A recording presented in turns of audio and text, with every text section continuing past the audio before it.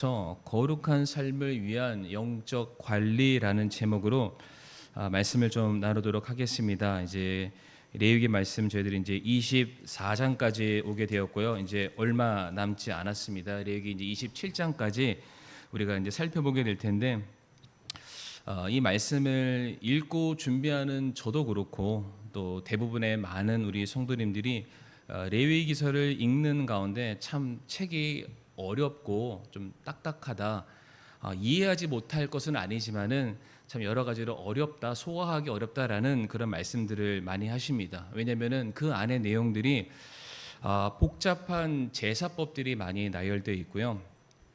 정결법에 대해서도 굉장히 많이 나오잖아요. 뭐 먹는 거라든지 뭐 출산에 관련된 것이라든지 여러 우리들의 삶의 다양한 분야에서 지켜야 될 정결법 규례들을 우리가 듣다 보니까 어떤 것들은 실질적으로 와닿는 것도 있지만 어떠한 부분들은 현실적으로 잘 와닿지 않는 그런 부분들도 있습니다.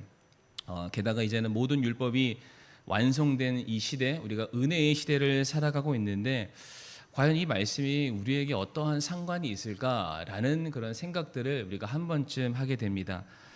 그러나 제가 이제 몇 차례 계속 똑같은 말씀을 띄워드려서 우리 함께 읽었었지만 골로새서 2장 16절과 17절 말씀 화면에는 없습니다만 이 레위기에 나와 있는 모든 규례들, 절기들 이런 모든 것들이 다 그림자요 모형이라고 우리에게 말씀하고 계십니다. 다시 말해서 이 레위기에 나와 있는 이 모든 것들이 지금 무엇인가를 가리키고 있고요. 또한 무엇인가를 설명해 주고 있는 교보제와 같은 것이다라고 성경은 우리에게 말씀하시죠. 결국 이 레위기서는 누구를 지금 드러내고 있냐면 바로 예수 그리스도를 우리에게 지금 소개해 주고 있습니다.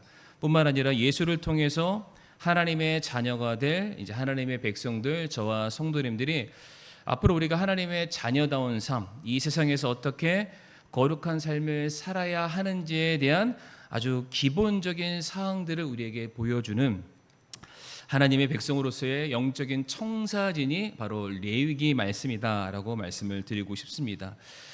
우리가 지난 시간 마태복음 말씀 말고요. 그 지난 시간 레위기 23장 말씀을 통해서도 우리가 그 말씀을 통해서 예수님에 대해서 굉장히 여러 군데에서 발견할 수 있었는데요.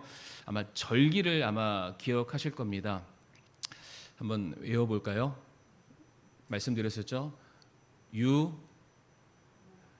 유무초 나속장. 처음 듣는 것처럼 저에게 이렇게 얼굴을 표정을 하시면은 제가 속상합니다. 그 절기를 아마 기억하실 텐데 그 절기를 제가 두 가지로 나눴습니다. 먼저 그러니까 초림하신 예수님 그리고 장차 오실 예수님이라고 제가 그것을 구분해서 설명을 드렸던 것을 아실 텐데 우리는 절기를 통해서도 예수님께서 이 땅에 오셔서 하신 일들을 기억하기 위해서 절기를 지킨다라고 말씀을 배우게 되었고요. 또 뒤에 지키게 될 그 절기 역시 장차 오셔서 주님께서 하실 일들을 우리가 소망하며 기억하자라는 그런 취지에서 절기를 지킨다라고 우리가 말씀을 나누게 됐습니다. 레위기서 말씀은 철저하게 예수님이 하신 그 사역에 대해서 우리로 하여금 주목하게 만들고 있다라는 것을 기억을 하시면 되겠고요. 이제 오늘 본문 말씀으로 들어와서 오늘 우리가 함께 읽었었던 레위기 24장 1절부터 9절까지의 말씀 보게 되면 성소 안에 두 가지 중요한 기물에 대해서 우리에게 말씀을 주고 계시는데요. 하나는 등잔대가 설명이 되고 있고요. 또 하나는 이제 오늘 우리가 보고 있는 이 흠정역에서는 보여주는 빵이라고 되어 있습니다. 이 레위기서에서는 보여주는 빵이라고 언급하지 않고 그냥 빵이라고만 되어 있는데 출애굽기 말씀 보면 이것을 보여주는 빵이라고 말을 하고 있고요. 우리가 예전부터 읽었었던 그 개역 성경에서는 이것을 진설병이라고 말을 하고 있습니다. 오늘 두 가지를 우리 성도들과 함께 나누기를 원하는데 먼저 결론부터 말씀드리게 되면 등잔대와 진설병이 무엇을 우리에게 나타내는가? 등잔대의 경우에는 끊임없이 우리들의 삶에 지속돼야 될 바로 기도에 대해서 우리에게 말씀하고 계시고요. 두 번째 이제 말씀인데요. 또 진설병의 경우에는 끊임없이 우리들의 삶에 공급받아야 될 생명의 양식인 하나님의 말씀을 의미하는 것입니다. 우리가 이와 같은 결론을 머릿속에 잘 새겨두고 말씀을 함께 우리들이 살펴보도록 할 텐데요. 오늘 본문 1절부터 4절까지 말씀 보게 되면은 이제 등잔 때에 대해서 우리에게 잘 설명을 해주고 계십니다. 나중에 우리가 성막만 놓고서 함께 말씀을 배우게 될 때, 그때는 제가 이제 이미지를 더 많이 사진을 가져와서 설명을 드리게 될 텐데, 성막이 있고 그 성막 안에 이제 성소가 있습니다. 그러니까 커다란 울타리 안에 조그마한 텐트 같은 게 있고, 그 텐트를 우리가 성소로 부르고, 그 성소 안에는 휘장으로 성소와 지성소 두 개로 나눠지게 됩니다. 특별히 그 성소 안에는 등잔대의 빛을 제외하고서는 어디에서도 빛을 찾아볼 수 없습니다. 하나님의 임재를 상징하는 성막 안에서 하나님을 향한 온전한 제사를 드려야 되고요, 우리에게 말씀하신 규례대로 하나님께서 받으실 만한, 흠양하실 만한 우리가 제사를 합당하게 드리기 위해서는, 우리들의 행동 거지를 똑바로 하기 위해서는 우리에게 빛이 필요합니다. 그래서 그 안에 빛을 담당하고 있는 등잔대가 굉장히 중요한데요. 오늘 본문 2절과 3절과 4절 말씀 보게 되면은 그 빛에 대해서 설명하기를 반복되는 하나의 단어가 있습니다. 오늘 본문 레위기 24장 2절과 3절과 4절 말씀 보시게 되면은 계속해서라는 단어가 2절에도 등장하고요, 3절과 4절에서도 언급되는 것을 볼 수 있습니다. 다시 말해서 성막 안에 들어가서 하나님께 제사를 드릴 때 빛이 필요합니다. 그러나 이 빛이라는 것이 성막을 들어갈 때 가지고 들어가는 등불의 그런 의미가 아니라, 이미 그 안에서 계속해서 성소 안을 비춰주고 있다라는 것을 성경이 우리에게 말씀하시죠. 이 빛은 어떠한 일시적인 행위가 아니라 중단이 없는 지속적인 것이다라는 것을 우리에게 말씀하고 계십니다. 다시 말해 이 성소 안은 어둠이 깃들 틈이 없는 항상 빛으로 가득해야 되고요, 그 빛을 관리하는 게 바로 제사장의 임무라고 성경이 말해주고 있는데, 이 꺼지지 않는 등불, 이 등잔대에 대한 우리의 성경적인 의미를 좀 찾아보도록 하겠습니다. 제가 이 등잔대와 그리고 진설병에 대해서 말씀을 이렇게 연구하다 보니까 두 가지가 공통점이 있다는 것을 발견하게 됐는데, 이 등잔대와 이 진설병 자체가 삼위 하나님의 사역을 고스란히 그 가운데 내포하고 있다는 것을 발견하게 됐습니다. 먼저 등잔대에 대해서 우리가 말씀을 좀 나누도록 할 텐데, 등잔대가 가지고 있는 첫 번째 의미, 우리가 하나님에 대해서 좀 주목을 하게 되면, 이 빛은 하나님의 임재와 영광을 상징을 하게 됩니다. 우리 화면 하나 넘겨주시고요. 빛이라고 제가 써놨지만 이 빛은 등잔대를 말하고, 그 등잔대는 성소 안을 비치는 빛이라고 우리가 이해할 수가 있습니다. 이 빛은 바로 하나님의 임재와 영광을 상징하는데, 우리가 말씀을 찾지 않지만 요한에서 1장 5절의 말씀 보게 되면은 하나님은 빛이시라라고 되어 있고요, 그분 안에는 어둠이 조금도 존재하지 않는다라고 성경이 말씀하고 계시죠. 그래서 성소의 내부를 환하게 밝히는 이 등불의 빛은 무엇을 우리에게 의미하냐면, 바로 죄로 어두워진 세상 가운데 거룩한 빛으로 임재하신 하나님의 영광을 나타내는 것입니다. 우리가 다 같이 이사야 60장 1절에서 2절 말씀 우리 성도님들 한번 읽어주시겠습니까? 시작.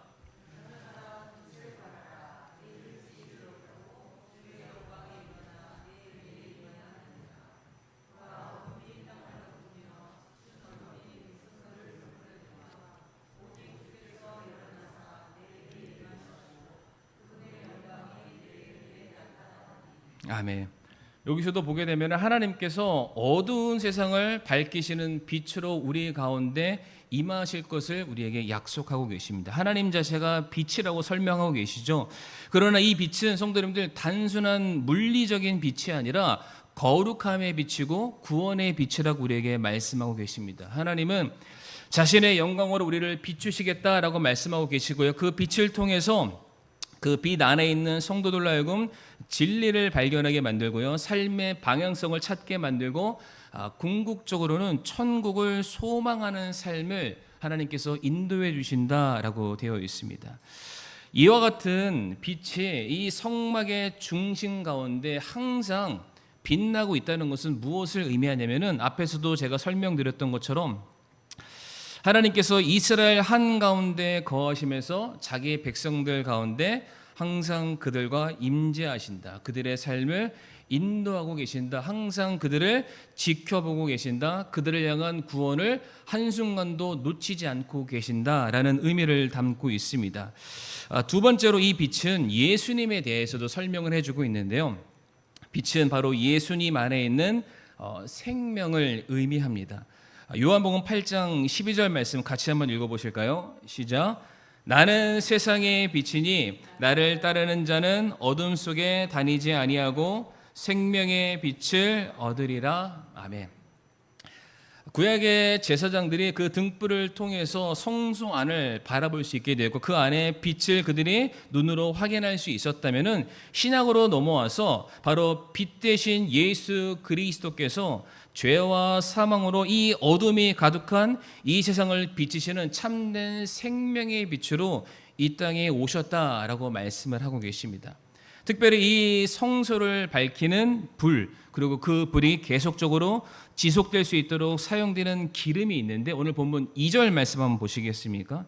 2절 말씀에 그 불이 지속될 수 있도록 사용되는 기름이 있는데 2절에 그 기름을 뭐라고 말하고 있냐면 찧어서 만든 순수한 기름이다라고 말씀을 하고 계십니다.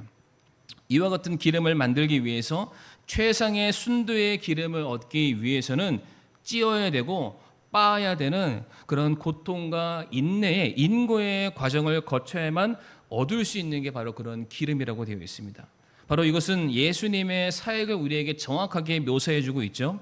예수님께서 십자가 위에서 자신의 몸이 찢기시고 상하심으로 말미암아 그분께서 흘리신 보혈의 피로 인해서 그 피를 믿는 모든 자들 바로 그분들에게 주님께서 영원한 생명을 허락해 주셨다. 바로 생명의 빛으로 오신 예수님의 고난과 희생을 바로 주님께서 그 등불의 기름을 통해서 우리에게 말씀을 하고 계십니다.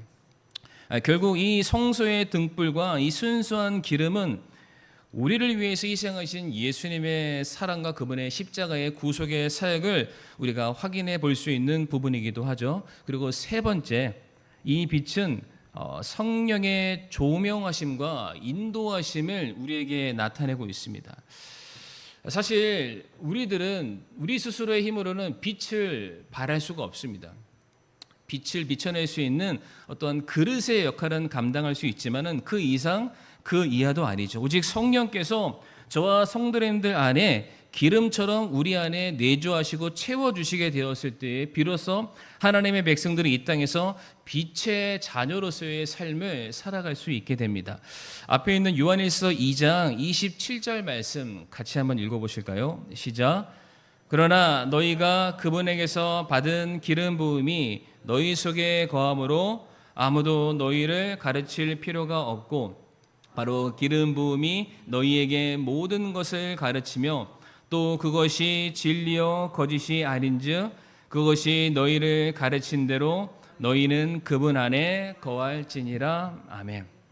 이 말씀을 잘 보시게 되면은 성령의 내주하심, 성령께서 우리와 함께 하심을 기름 부음이라는 단어로 표현을 하고 있습니다. 그러니까 구원받은 자들, 성령님을 모신 자들은 성령님의 역사하심을 통해서 그분의 인도하심과 가르침을 통해서 무엇이 옳고 무엇이 그른지, 무엇이 진리이고 무엇이 거짓인지를 분별할 수 있게 된다라고 말씀을 하십니다. 다시 말해 성령의 역사를 통해서 우리의 가려졌던 눈이 밝혀져서 우리를 하여금 올바른 것들을 보게 하고 정로, 거짓된 길이 아니라 올바른 진리의 길을 갈 수 있게 인도해 주신다라고 되어 있죠. 따라서 이 성령의 조명하심은 단순한 깨달음이 아니라 저와 성도님들의 마음과 삶을 변화시켜서 빛 가운데로 걸어갈 수 있도록 우리들의 삶을 인도해 주시고 계시다라는 겁니다. 이처럼 이 성소 안을 비추는 이 등잔대의 불을 통해서 제가 성도님들에게 아주 짧게 설명드렸지만은 이 삼위 하나님의 속성에 대해서 간단하게 말씀을 우리가 드리게 됐고요. 우리가 살펴볼 수 있었습니다. 진리의 빛으로 오신 하나님, 생명의 빛으로 오신 예수님, 우리의 갈 길을 비춰주시는 성령님. 바로 이와 같은 삼위 하나님 앞에 우리들의 삶이 온전하게 드려지도록 우리는 계속해서 그 자리를 나아가야만 합니다. 근데 그것이 가능하기 위해서 우리들의 삶에 끊이지 않고 계속해서 우리가 붙들어야 될 것이 무엇이냐면 바로 기도라고 말씀을 드리고 싶습니다. 다 같이 에베소서 1장 18절과 19절 말씀인데요. 우리가 무엇을 하나님께 구해야 될까? 우리가 구해야 될 참된 기도의 제목을 우리에게 말씀하고 계시는데요. 에베소서 1장 18절과 19절 말씀 한 절씩 교독해 보겠습니다. 너희의 지각의 눈을 밝히사 그분의 부르심의 소망이 무엇이며 성도들 안에 있는 그분의 상속 유업의 영광이 얼마나 풍성하며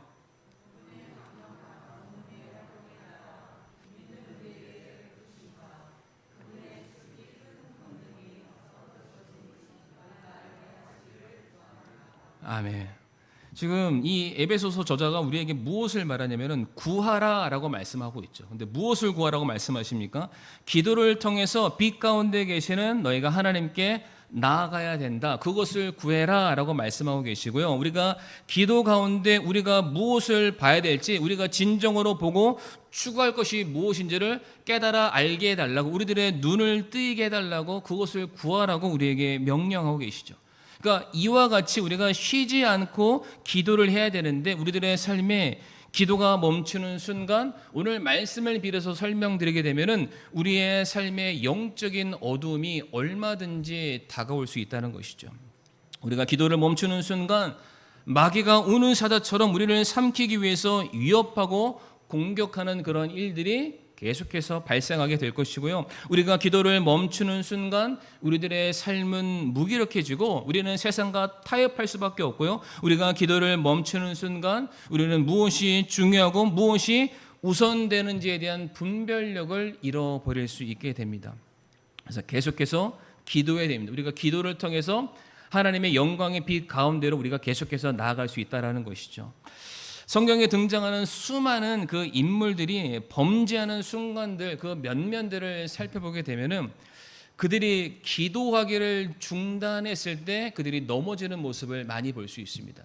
그러니까 다만 그들이 기도를 중단했을 때는 무엇을 의미하냐면은 그들이 하나님을 찾기를 그만뒀다는 것을 의미합니다. 그들이 기도를 중단했다는 것은 그들의 삶에 진리이신 예수님께 그들이 묻지 않았음을 의미하는 것이고요. 또한 그들이 기도하기를 중단했다는 것은 성령님의 인도하심에 그들이 강력하게 저항했다는 것을 말해줍니다. 근데 중요한 건 그들이 그렇게 기도하지 않았을 때 그들의 삶에 영적인 어두움이 찾아오게 되죠. 그들의 삶에 너무나도 암울한 시기들을 보낼 수밖에 없었다라는 것입니다. 그래서 우리 성도님들에게 한번 질문을 드리게 되면은 오늘 말씀에 지금 하나님께서 제사장들로 하여금 그 등잔대를 관리하라라고 말씀하셨어요. 제가 복잡한 설명을 드렸지만은 결국 그 등잔대의 불이 꺼지지 않는 것은 우리로 하여금 하나님을 향해 계속해서 나아가는 기도가 멈춰서는 안 된다라는 것을 의미하는 것이 될 텐데 우리 성도님들 이 세상의 염려와 분주한 이러한 생활 가운데 혹시 성도님들의 그 기도에 기름 붓는 일들을 쉬지 않고 지금도 열심히 하고 계십니까? 기도하는 일에 쉬지 않고 성도님들의 삶을 드리고 계십니까? 참 우리들의 삶을 돌이켜 보게 되면은 누구보다 기도의 중요성은 잘 알고 있고 정말로 기도를 통해서만 하나님께서 우리들의 삶에 역사하신다라는 것을 우리는 너무 잘 알고 있지만 우리가 아는 만큼 기도하지 않는 우리들의 삶을 보게 됩니다. 바라는 것은 우리 성도님들 새벽이 됐든 잠자리에 들기 전이 됐든 골방이 되었든 제가 지난주 어떤 성도님이랑 교제했는데 그 성도님은 잘 때도 아니고 일어날 때도 아니고 저녁 식사를 하고 난 다음에 꼭 1시간씩 이 주변을 걷는다고 합니다. 걷는 내내 이제 하나님과 기도하신대요. 하나님께 투정도 하시고 원망도 하시고 그러나 그렇게 혼자서 중얼중얼 마치 정신 나간처럼 쭉 하고 딱 돌아오면은 1시간 정도. 근데 마음이 너무 평안하대요. 마치 하나님과 대화를 했던 그런 시간들. 우리도 우리들의 삶에 정말 하나님과 계속해서 밀접한 관계를 유지할 수 있는 그 기도의 기름이 끊이지 않기를 간절히 바라고요. 그렇게 우리가 기도할 때에 우리 교회는 더욱더 빛나게 될 것이고요. 우리 성도님들이 기도하기를 쉬지 않을 때 성도님들의 가정과 성도님들의 삶의 현장은 더욱더 밝은 소망의 빛이 비춰지게 될 것을 믿습니다. 그래서 참 저희들 기도하는 일, 우리 새벽 기도도 있고요. 우리들의 성도님들의 삶의 자리에서 기도하는 일에 더욱더 전념해 주시기를 다시 한번 부탁을 드리겠습니다. 두 번째 진설병에 대해서 우리가 좀 살펴보도록 할 텐데요. 진설병, 바로 생명의 양식인 하나님의 말씀입니다. 이것은 진설병이라고도 말하고요, 보여주는 빵이라고도 말을 합니다. 오늘 말씀을 보게 되면은 이 진설병이 어디 있냐면은 등잔대 맞은편에 위치해 있고요. 그 빵은 순수한 상 위에 6개씩 총 2줄 12개의 빵이 그 상 위에 놓여져 있다라고 되어 있습니다. 이제 저희는 진설병이라고 부르는데 왜 진설병이냐? 실제로 이 빵의 그 원어를 찾아보게 되면은 얼굴의 빵 혹은 임재의 빵이라는 뜻을 가지고 있습니다. 다시 말해 하나님 앞에 놓여진 빵, 하나님이 바라보시는 빵, 진설병이 될 텐데, 이 빵도 꺼지지 않는 등잔대의 불처럼 굉장히 중요한 영적인 진리를 담고 있는데, 여기에도 동일하게 우리 삼위 하나님의 사역의 그 의미를 우리가 찾아볼 수가 있습니다. 진설병과 하나님의 사역과 어떠한 연관성이 있냐면, 첫 번째로 진설병은 하나님의 임재 안에 그 백성들이 있음을 우리에게 보여주고 있습니다. 진설병은 하나님의 임재 안에 하나님의 백성들이 거하고 있음을 우리에게 보여주는데요. 진설병은 모두 12개의 빵입니다. 12개 하면 성도님들 뭐가 생각나십니까? 이스라엘 12지파가 생각나실 텐데요. 모든 12지파, 하나님의 백성들, 하나님의 모든 사람들을 상징하는 것이 바로 진설병입니다. 출애굽기 25장 30절의 말씀 보게 되면, 너는 그 상 위에 보여주는 빵, 이 보여주는 빵이 진설병이고요, 하나님께 보여주는 빵을 말합니다.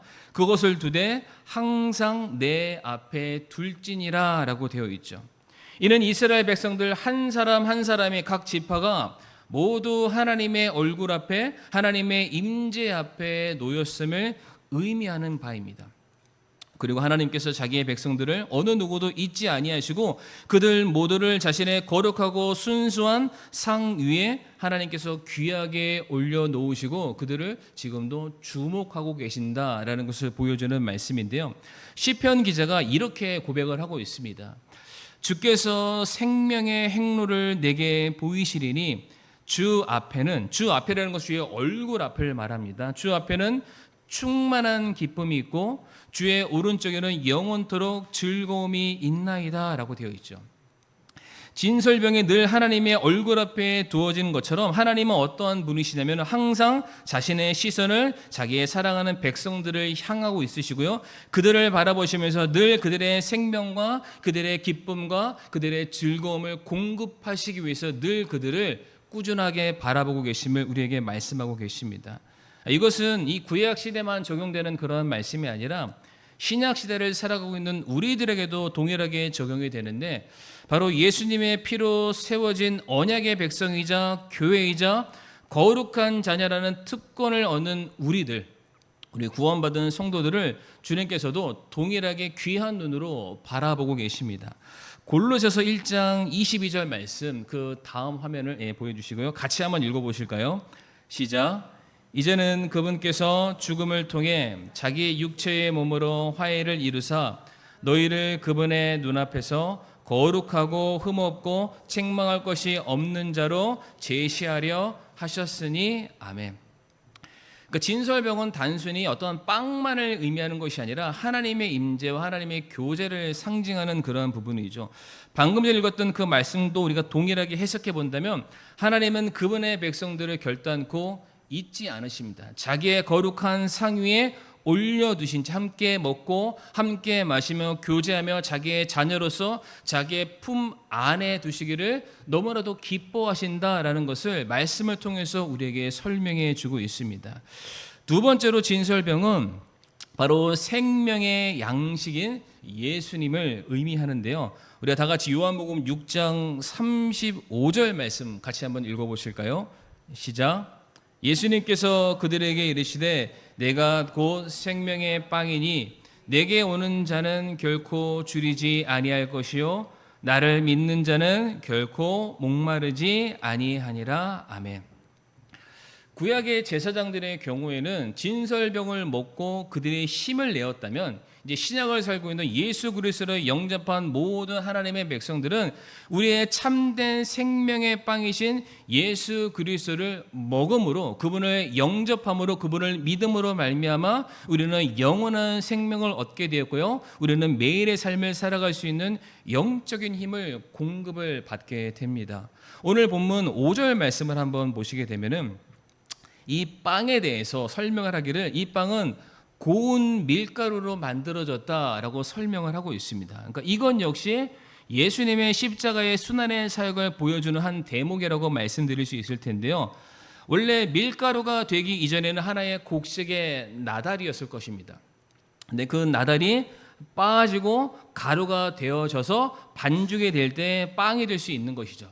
그런 인고의 과정을 거치는 것처럼 예수님도 동일하게 채찍에 맞으시고 찔리시고 수많은 사람들에게 멸시를 당하시고 침뱉음을 당하시고 따귀를 맞으시고 사람들에게 배척당하시고 부인되시는 철저하게 부서지는 과정을 예수님이 거치셔야만 했습니다.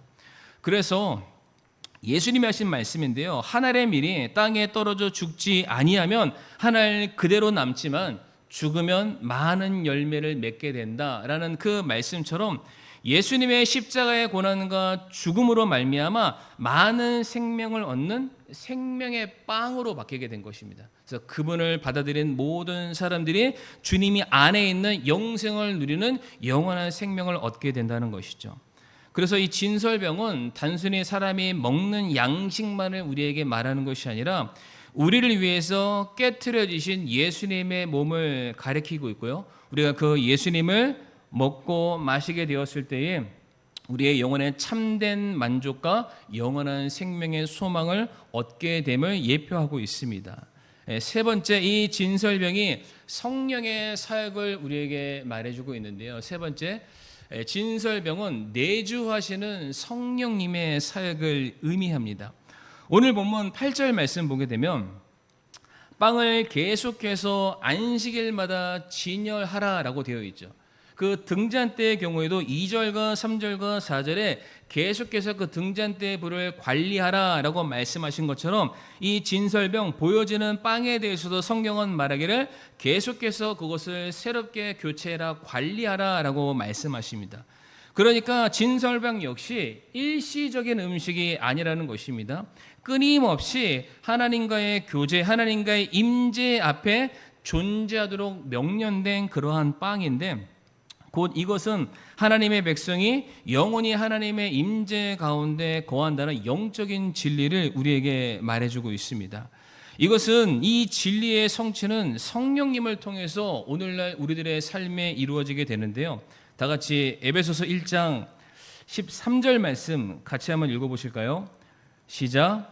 너희도 진리의 말씀 곧 너희의 구원의 복음을 들은 뒤에 그분을 신뢰하였고 너희가 믿은 뒤에 또한 그분 안에서 약속의 저 거룩하신 영으로 봉인되었느니라. 아멘. 우리가 읽었던 이 말씀처럼 성령님께서는 저와 구원받은 모든 성도들 안에 내주하심으로 말미암아 우리가 하나님의 자녀됨을 보여주고 계십니다. 그 보증의 연한은 성령님, 영원하신 분이시기 때문에 영원 무궁토록 계속해서 진행된다, 보증받는다, 성경이 우리에게 말씀하고 계시죠. 또한 우리 안에 계시는 그 성령님을 통해서 우리는 하나님과의 더욱더 친밀한 교제를 누릴 수 있게 되는데요.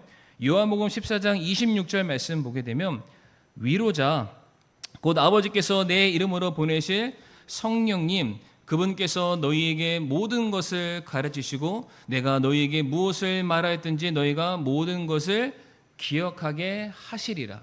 그러니까 성령님의 역사가 우리가 하나님의 자녀됨을 확인시켜 주시는 것이고요, 우리가 하나님의 임재 가운데 하나님의 자녀로서 그분의 품 안에 거하고 있는지를 성령님께서 우리로 하여금 깨닫게 해주신다라고 우리에게 가르쳐 주고 계시죠. 따라서 이 끊임없이 하나님 앞에 진설되는 빵처럼 성도 역시 이 성령님의 내주하심으로 인해서 언제나 하나님의 임재 가운데 놓여져 있음을 우리는 확인해 볼 수가 있습니다. 자, 그래서 이 보여주는 빵, 우리가 진설병을 통해서도 우리 삼위 하나님의 속성에 대해서 그분의 사역에 대해서 간단하게 살펴봤는데요.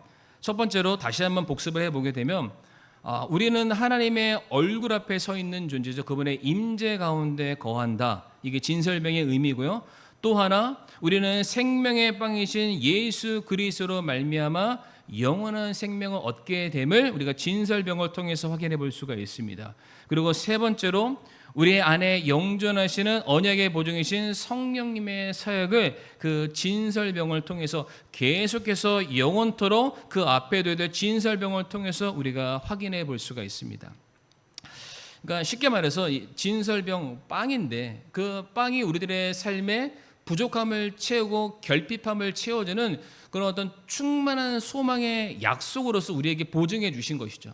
그런데 우리가 그런 것을 가지고 있음에도 불구하고 왜 우리들의 삶의 불평과 원망과 채워지지 않는 갈급함으로 가득 찬 이유가 무엇일까? 그러니까 예를 들어서 이스라엘 백성들을 우리가 예를 들 수 있을 텐데, 성도님들, 이스라엘 백성들이 광야 40년 동안 그들의 삶에 부족한 게 있었나요?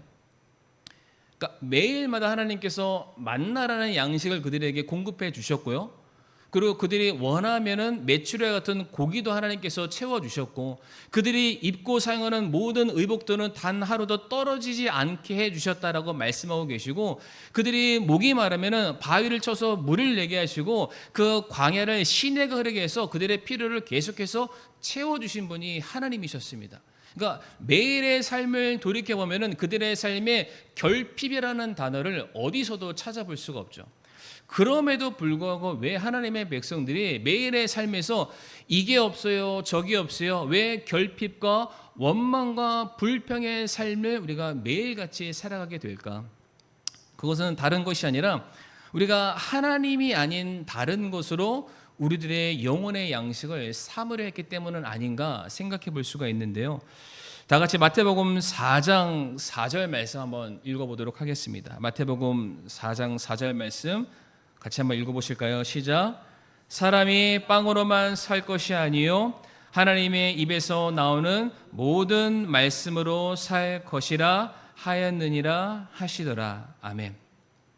우리들의 삶에 진정으로 필요한 것은 잠깐 먹고 또다시 배고프게 될 그런 육적인 양식이 아니라 하나님의 백성들은 반드시 하나님의 입에서 나오는 영원한 양식의 하나님의 말씀을 공급받아야 됨을 우리에게 말씀하고 계시죠. 아모스 8장 11절 말씀도 보게 되면 주 하나님이 말하노라 보라 날들이 이르리니 내가 그 땅에 기근을 보내리라 그것은 빵으로 인한 기근도 아니요 물로 인한 갈증도 아니며 오직 주의 말씀들을 듣는 것에 대한 기갈이라 라고 말씀하십니다.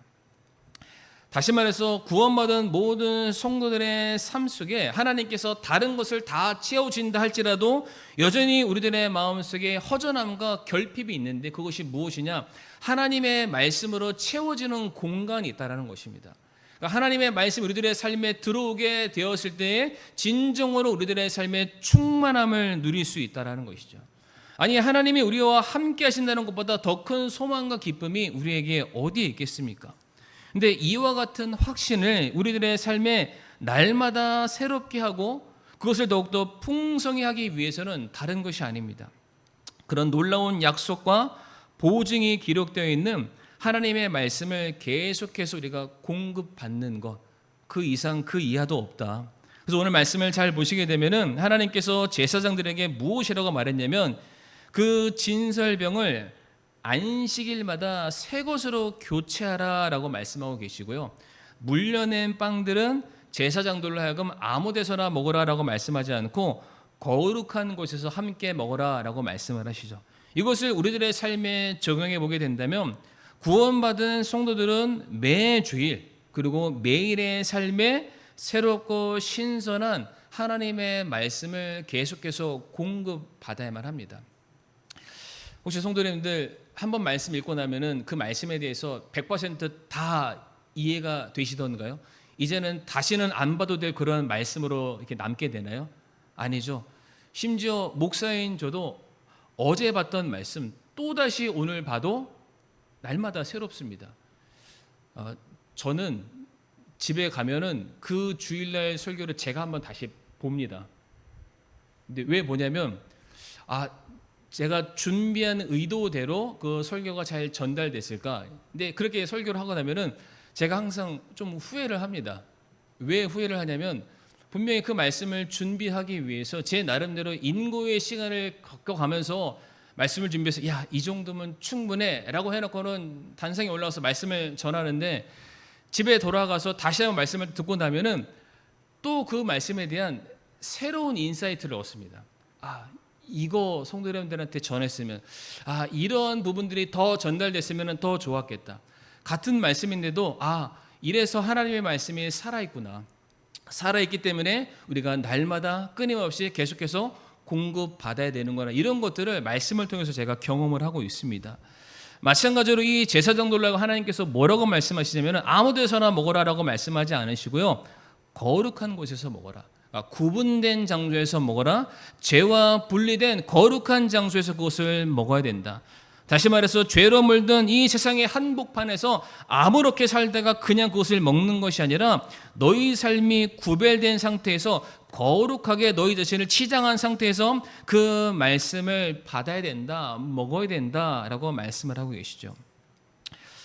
우리 성도님들께서는 혹시 그 영혼의 그 양식의 자리에 무엇으로 채우고 계시나요? 세상에 주는 그 일시적인 만족과 쾌락이라는 썩을 양식을 우리 성도님들이 구하고 계십니까? 아니면은 매일의 삶의 생명의 빵이신 예수 그리스도 그분의 말씀을 사모하며 그 말씀을 양식으로 우리 성도님들 삼고 살아가십니까? 참 우리가 살면서 참 고민이 많은 것, 갈등이 되는 것, 궁금증이 많은 것, 그리고 우리가 쉽게 죄와 타협하는 그 모습들을 보게 되면은 우리가 너무 힘이 없다라는 것을 제가 알게 되고요. 또 그 힘이 없는 것이 어디서부터 비롯되냐면 내 삶의 영적인 양식이 지금 결핍되어 있는 상황이구나. 그러니까 모든 상황에 대해서 내가 말씀으로 그것을 이겨내지 못하는 그런 상황들을 볼 때마다 내가 하나님의 말씀이 여전히 부족하구나. 더 많이 읽어야 되겠구나. 이런 것들을 생각을 하게 됩니다. 그러나 우리가 그런 생각을 갖지만 여전히 집에 돌아가면은 이 한 손에는 뭐가 들려 있나요, 성도님들? 스마트폰이 이렇게 딱 들려 있고 여기에서 또 오늘 하루의 모든 뉴스들, 세상에 돌아가는 그런 소식들, 이러한 것들에 우리가 너무나도 쉽게 수많은 시간과 우리의 마음과 우리의 관심을 빼앗기는 모습들을 우리가 볼 수가 있죠. 그런 것들 통해서는 그냥 단순한 관심과 호기심은 채울 수 있지만 분명한 사실은 우리 영혼의 양식은 채울 수 없다는 것을 우리 성도님들이 꼭 기억해 주시기를 부탁을 드리겠습니다.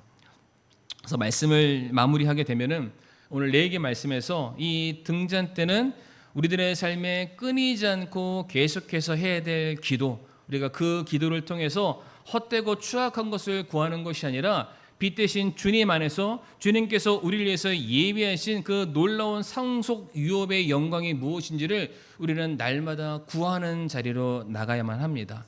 뿐만 아니라 이 진설병이죠. 계속해서 우리가 취해야 될 영적인 양식. 근데 참 이거 말씀을 제가 묵상하다가 뭘 생각하게 됐냐면 지지난주에 저희가 절기에 대해서 배웠습니다. 그래서 유무초 나속장 7개의 절기를 배우게 됐는데 레위기 말씀을 잘 보게 되면은 절기만 지키라고 되어 있지 않습니다. 안식일도 지키라고 되어 있죠. 소위 말하는 일주일에 한 번씩 드려야 될 제사가 있다라고 말씀하고 계시고요. 그리고 아침과 저녁에 드려야 될 상번제, 매일마다 드려야 될 제사가 있다라고 되어 있습니다. 다시 말해서 구원받아 하나님의 백성이 이 세상에서 분리되는 삶, 구별되는 삶을 살기 위해서 그들이 어떠한 자인지를 깨달으라고 하나님께서 그들에게 절기와 제사, 예배를 허락을 하셨죠. 매일 해야 되고요, 주일마다 해야 되고요, 월삭을 드려야 되고요, 절기를 지켜야만 합니다. 그런데 오늘 함께 봤었던 24장의 말씀 보게 되면은 그냥 하루 정도가 아닙니다. 등잔불도 그렇고요, 진설병도 그렇고 계속해서 쉬지 않고 해야 된다라고 우리에게 말씀하고 계시죠. 우리가 그 쉬지 않고 해야 될 기도에 우리가 소홀히 하게 된다면, 계속해서 먹어야 될 생명의 양식을 우리들의 삶에서 우리가 거부하기 시작한다면은 영적인 결핍 가운데 우리가 살아갈 수밖에 없고요, 영적인 암흑의 시간을 우리가 살아갈 수밖에 없다라는 것입니다. 그래서 하나님께서 오늘 저와 성도님들을 왕 같은 제사장으로 부르셨고요, 오늘 말씀에 나와 있는 이 제사장에게 주신 사명을 저와 성도님들에도 동일하게 허락해 주셨습니다. 이 어두운 세상 속에서 기도의 등불을 밝히고요, 다른 것이 아니라 하나님의 말씀을 생명의 양식으로 삼아서 거룩한 주의 백성으로서 주님의 영광을 드러낼 수 있는 저와 우리 사랑하는 성도님들이 될 수 있기를 간절히 바라겠습니다. 네, 이 시간 함께 오늘 말씀을 우리가 기억하시면서요, 오늘 두 가지죠. 하나님은 제 삶에 끊이지 않는 기도가 계속될 수 있게 해달라고, 하나님의 말씀을 내 삶의 유일한 양식으로 삼고 살아갈 수 있게 해달라고, 우리가 그렇게 이 시간 잠시 우리가 기도하는 시간 갖도록 하겠습니다.